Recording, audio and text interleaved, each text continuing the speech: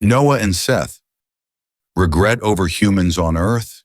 If God is all-knowing, why did he have regret? After Adam and Eve gave birth to Cain and Abel, Cain ended up killing Abel under the influence of Satan. Satan understood that Jesus would come to earth through the line of Abel. God replaced Abel after his death with Seth. From Seth came Noah, the man who built the ark and saved his family from the flood of destruction. Genesis 6-8. The people on earth were rebellious against God, and God regretted creating us, his children, upon the earth. Genesis 6:6. God sent rain for 40 days and nights on the earth, with a flood, and all the people, along with all the animals, died. Only Noah and his family were saved because Noah was found righteous in the sight of God. Unfortunately, after the destruction of all the people, except the household of Noah, and after many years, the whole earth became filled with evil once again. The people did not live in the fear of God. They still did not know or acknowledge God. So God devised a great plan through which he would make himself known to the whole world, and he chose a particular man to be used for the fulfillment of the plan.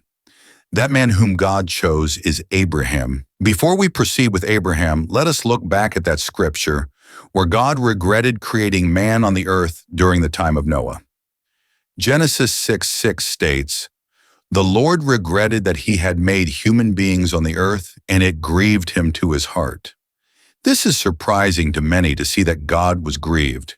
Many people believe that God is unable to feel sad or to be sorrowful, and worst of all, regret. But that is incorrect. God feels all the emotions that we, his children, feel. Remember, he made us just like himself, in his image and likeness. Even God weeps as well, as proved to us through Jesus, his beloved Son, in John 11:35, says Jesus wept. But the question is, why would God have regret over the things he already knew would happen, as stated in Genesis 6:6? Did God not already know that things would go the way they did by his divine knowledge? If yes, what is the need for regret? Look, this regret is not the kind that comes from knowing one has made a mistake. No. The regret comes from having great contempt for someone who abuses their great privilege. God already knew that the situation of sin dominating the people would eventually be the case by his eternal knowledge, but he still went ahead to carry out his plan of creation. He went ahead because he wanted to reveal the riches of his love towards us, his children. Such a love that is very rich and strong. Romans 9:23 states, "What if he did this to make the riches of his glory known to the vessels of his mercy, whom he prepared in advance for glory?" This very love is yet to be revealed to us when we finally enter heaven in the glory of his presence. Although God already knew that many people would sin, abuse their free will, and corrupt their existence, he still proceeded with creation because of his desire to express his great love for us.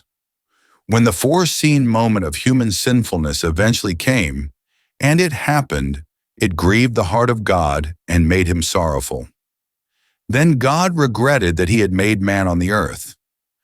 Not a regret that comes from knowing one has made a mistake, but the regret that comes from having great contempt for someone who abuses their great privilege.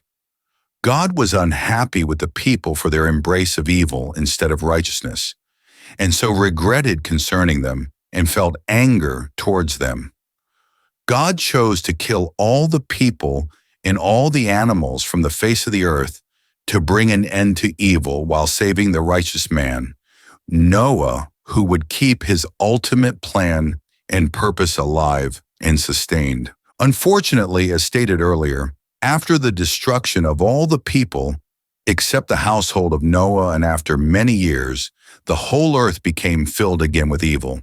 The people did not live in the fear of God. They did not know God.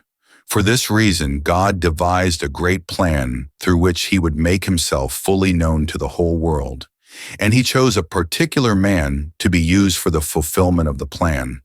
That man is Abraham.